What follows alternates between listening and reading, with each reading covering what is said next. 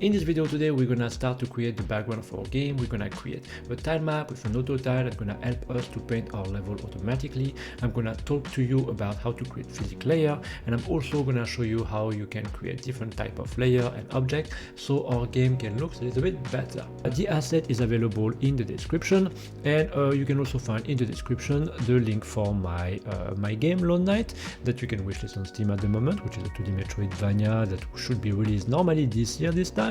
And you can also find my latest course where I am making a 2D RPG with a crafting system, an inventory, and a dialogue manager. And also in that same course I am making as well an introduction to 3D in Godot 4. So without further ado, let's get started. So now in this video, before to start to code the sword and stuff, we're gonna make the game a little bit more pleasant, and we're gonna use for that a tile map. So what I'm gonna do is I'm gonna click on level 1, I'm gonna click on the plus, and I'm gonna look for a tile map right here. That tile map, you can see that it is empty per default, and so when you click on it, you go to the right, tile set is on empty, so you click on empty, and then you click here on new tile set, and then you click again on tile set, and it's gonna open everything that you need to know. You can go here to tile set at the bottom, and here we're gonna drag our texture in that window here. So my texture is on my sprite folder, environment, and we're gonna use the 2D Metroidvania series mockup 1 tile set. And here Godot gonna propose me to create an atlas out of it. I'm gonna say yes. So like that, everything will be already created for me. My tile set is made for 16 by 16, so here I don't have to make any change. But if you are using a different tile set, and for example your size is 32 by 32 or 64 by 64, when you click here on tile set and you see this, you need to change your tile size here, and you can also change it right there as well. So the first thing I'm gonna do here is I'm gonna first create a physics layer. So here I'm going to click on physics layer. If you don't see that, it's because you just need to click on tile set. If you see this, you just click on tile set and you come here. You click on add element, and here we're going to have a tile set that's going to be colliding with one and going to be on one. Actually, what we're going to do is that the tile set collision layer going to be not on one but on two. And like this, it will collide with one, which is our player. This creating a tile set is a good way for me to show you something. So I go to the project setting, and here I can go to layer name right here. So that's this one right there, and we can go to 2D physics, and here all the layer that we have here is those collision layer and collision mask that we can use. I think actually it is. I'm very often mixing 2D physics and 2D render, but I think it's 2D physics. So for example, layer 1, for clarity, I'm gonna put it on player. Layer 2, I'm gonna put it on ground, and for now I'm gonna leave it like this. So let's see, collision mask, player, and collision layer, ground. Perfect. So now what we need to do is we need to go to our player here, and my player, I'm just going to go to collision, and I'm going to leave it on layer 1, which is player, but I'm going to change the mask to be colliding with ground. So like this, it will collide with our ground. So now I'm going to go back to my tile map, and so now what I want to do is I want to go to tile set right here, and I want to go to select, or paint is paint actually. I want to go to select the property editor, and here I'm going to go to my physics layer right there. What I'm going to do here is I'm going to apply a default physics layer to my tile set that need to be colliding with the player. So here I'm going to use this one, this one, this one, this one, this one, this one, this one, this one, this one, and also those like this.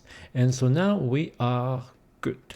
So now that this is done, what we need also to do is to set up the terrain. So here I'm going to go to terrain, and I'm going to click on add element, and here I'm going to click on terrain right there, and I'm going to click on add element. The name of the terrain is going to be ground, and I'm going to remove the 0, I don't need it. And for the color, I'm going to put something like this. And here what I'm basically going to do is like I'm going to set up the auto tile. So the auto tile is a way in Godot to make sure that we can paint automatically our level instead of placing each tile one by one. So that's like this, it go way faster. So for that, now that we have set up our terrain set right here, what we need to do is we need to still on tile set right there at the bottom. We need to be on paint, and instead of being on physics layer, now we need to go on terrain. You can see on terrain we have terrain set. It's set on no terrain per default, so we need to click on it. We need to put it on terrain set.0, and then terrain right here, we need to put it on the terrain that we have created right here, which is our ground. Now you can see that we have those little white lines. So those white lines shows all the tiles that are not selected. And so here what we need to do is we need to basically select those tiles right here. So we're gonna select all of this and all of this like that. And so now we have done that, what we can do is we can now have, when we are hovering with our mouse, we can see that little white square here, and that white square going to be in charge of detecting the collision that is next to the tile. So all the area that will be filled with that white square that will be pink, because that's the color that we have chosen, all those white square here that will be painted will be the area where we have a collision with something next to it. And so this is how Godot gonna make sure that we can paint automatically things. So here, these are the corner tiles, so I need to paint almost everything here except the center, so I need to leave it like this. And so now with that done, our tile set is set up. So I can just go to my tile map, I can go here to terrain, so I'm on tile map at the bottom, I can go to terrain, and now I have my ground here. I am here on that mode here, and what I'm gonna do is I'm just gonna, for now, I'm gonna delete all of those, the temporary ground that we have created, we don't need it anymore. And with my tile map selected, I'm gonna go here, I'm gonna use the rectangle right here, and what I'm gonna do is like I'm gonna click here, and now I'm gonna put myself on the select mode right there, and I'm gonna be able to paint area of my game. Here, for example, you can see that I've paint on the player. So what I can do is I can, with a right click and still with my rectangle selected, I can also just remove that, and so it will create this. Now you can also paint things just with the pencil like this, and you just need to make sure that you can repass, because very often it's necessary. So that's why I prefer to use the rectangle on average. But so I can do something like this, and I can create my level right now. So for example, I can do this, I can do something like this, I can do something like this, something like that, and I think this should be all right. So now we are good. And so now what we need to do is, like here, you can see that we have layer. And so those layer here, we need to just like go out of this. So I'm gonna just close that that tile set, that blue sort of mini window tile set, by clicking on it. And so now I'm gonna go here to layer.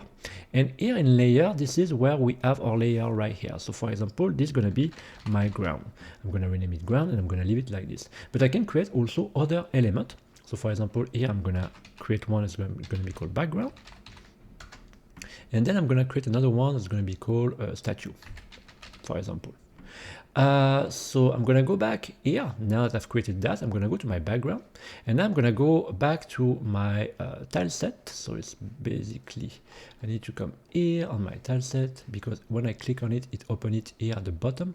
And so now I can, for example, instead of having paint here, because I don't need to have a terrain, I don't need that. What I can do is I can just go on tile map, I can pick a tile that I want to paint, and here on background, what I'm gonna do is like I'm just gonna paint the entire background like this. It's gonna show everything at the on top of it, because we just need to set up the ordering. So for that we need to go at the bottom, which is, so I'm gonna show you because right now it's maybe a bit confusing, but I'm gonna close that. I'm gonna close also my layer tab, and here I can go to ordering, and here we have Z index. The Z index is something that we can use to be able to control what we are displaying, basically. And so here, for example, I can put that Z index at, for example, -4, and my ground is on, for example, no, that's not what I need to do here. So here I can put something like this, and I need also to go back to my layer. Sorry, I made a mistake. So it's not here, it's on my layer.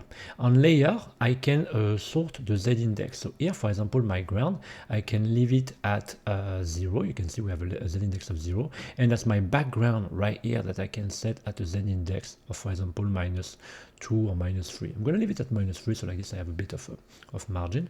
And so now if I launch my game, you can see that now I have my game that shows, and I have my player that is like colliding with everything, so that's cool.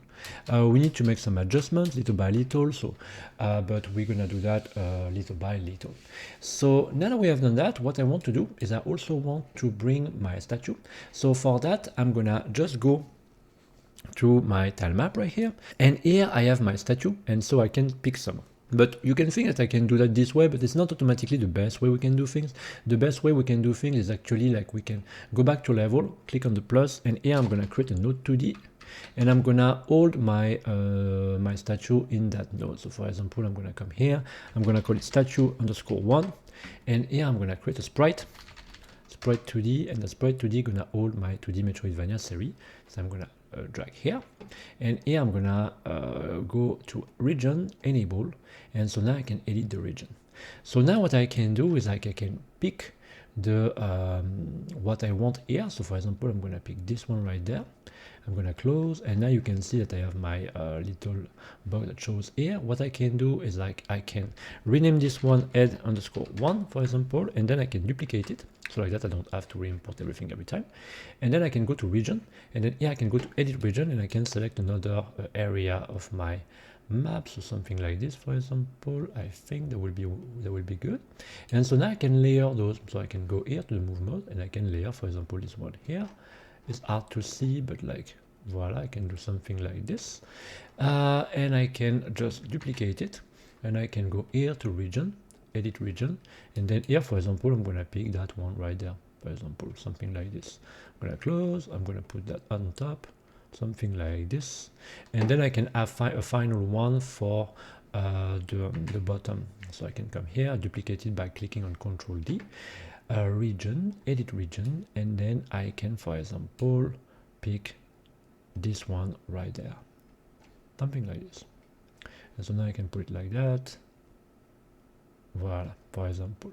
And so now, because I have that on one statue, what I can do is like I can just place this one right here, for example, and I can save it. I can make a Ctrl S, save branch as scene, and now I'm gonna go to my scene, and here I'm gonna create a new folder that I'm gonna call environment, and inside that environment I'm gonna create a new folder that I'm gonna call statue, and I'm gonna save my statue scene right here. And now that I have created that, what I can do is I can open that scene, and here, for example, I can just go to scene, save scene as, and here I can save a variation of that statue scene. So I can do statue 2, for example. I can just rename this one here statue 2, so like this it will be good. And now here I can change the statue in itself. So for example, I can do something like I can keep the head like this, or I can do something else. So for example, this one here, I'm gonna change it. I'm gonna go to region, edit region. I'm gonna pick that one right here, like that, and I'm gonna also change the first one. I'm gonna come here, region, edit region, and I'm gonna change, for example, I'm gonna put that one right here. It's gonna be good, voila, and I'm gonna put it like this, and that one right there, it's the third one, I think. I'm gonna move it like that, and that one here I can also select it and just make some variation like this.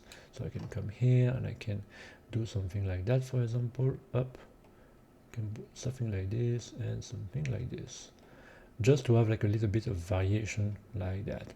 And so now I have a second statue that I can save too, and I can come back to my level, and instead of having all my statue as separate node, I can click on my level 1 plus, and I can create another node 2D, and that node 2D I can call him, for example, statue like this, and I can slide my statue 1 into it, and now I can nest all my other statues. So my statue 2, for example, I can nest it into that, so like this, that makes something a bit nicer for us to work with. And this is just like to show you how it works, but like you can do way more than this. And so for example, I can come here, and is the sorting is working? No, so we just need to make the sorting for that. So I'm gonna come to my statue, I'm gonna open the scene, so I have my statue 1 here, so my statue here, I'm gonna click on it, I'm gonna go to ordering, and this time I'm gonna put the z-index at -1, I'm gonna save, and same for my statue 2 that was already open. I'm gonna go to my statue right here, I'm gonna go to ordering, and I'm gonna put it at -1, I'm gonna save, and same for my statue 1 that was already open. I'm gonna go to my statue right here, I'm gonna go to ordering, and I'm gonna put the z-index at -1, I'm gonna save, and same for my statue 2 that was already open. I'm gonna go to my statue right here, I'm gonna go to ordering, and I'm gonna put it at -1, as well, like this. So now if I launch the game, my player should be displayed on top of it. Voila, like this. So that's cool. So now we are good. So now what we can do is that we can just also go back to our level 1, and in our tile map we can create another layer that we're gonna, so we are here on layer right there. I can create another layer, and this time, instead of using statue, because we have already created statue, but I've just made my statue a different way. So what I'm going to do is I'm going to call that one grass, like this. What I can do is this, I can put it, for example, on not y sort, but z index on 1, and I can pick up some grass here. So for example, I'm going to pick those 3 grass right there. And I would like to put them randomly somewhere. So I'm going to go to my ground, I'm going to go to my grass folder right here, and I will, with that selection done, I would like to put them randomly. So I'm going to also select this one right like this by maintaining shift and clicking on it. And now I'm going to go here to that little dice icon. I'm going to click on it. And this is basically something that we can use in Godot to display element on a tile map randomly. So here we have scattering. So the scattering at 0 mean that we're gonna automatically paint any area that we're gonna fill it with like one element at each tile. But we can also do something like, for example, put 5, for example. And so now if I come here, I am on my rectangle here. I am here on select mode, and so now if I do something like this, for example, it's gonna put randomly one of those tiles that I've selected with a scattering of 5. So for example, here if I put 2 instead of 5, and I'm redoing the same thing, so I am on the rectangle and on the select mode right here on my grass layer. If I do something like this, you can see it's gonna fill up a little bit more the area. And so now, for example, I can also pick up those one here and those one here, and I can do the exact same thing. So for example, now I can come here and I can paint something like that. For example, I can also just change the scattering. I can put it at 1, and I can just repass. And so now it's gonna do that. Here I can unselect that by just doing a right click, and I can do something like this. And I can just go back to the main one that I was having here. So I'm clicking here and maintaining shift, and I can do something like this, for example, like that, like that. And so now if I launch back the game, we can have like some grass and stuff, and with very minimum effort so far, we have created the beginning of a game that start to be looking a bit more pleasant. And if I launch back, if I put the game in big screen, we can still see that we have a little problem here, which is that the game window doesn't resize. So here what we're gonna do is we're gonna just go on project setting, and here we're gonna go to our window right there, and here I'm just gonna go here, and I'm gonna put which one? I think I'm gonna put Canva item like this, hoping it doesn't make any mistake. Yeah, voila, like this is good, and it doesn't do any bug. So that's perfect. So now we have the beginning of a game that starts to look good. And so this is just a very basic of how to create tile map with autotile in Godot. Obviously I've been very simple in my approach because I don't want the video to be like an hour long or something like this, but all the techniques that I've shown you so far, like that's something that apply to everything.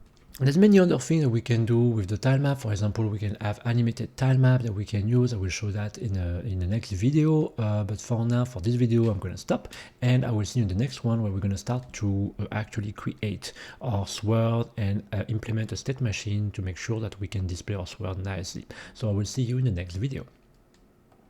So that's it for me. I hope this video has been helpful for you. If it's the case, don't hesitate to give a thumbs up and subscribe to my channel. Me, I want to thank you for watching, and I will see you in the next one.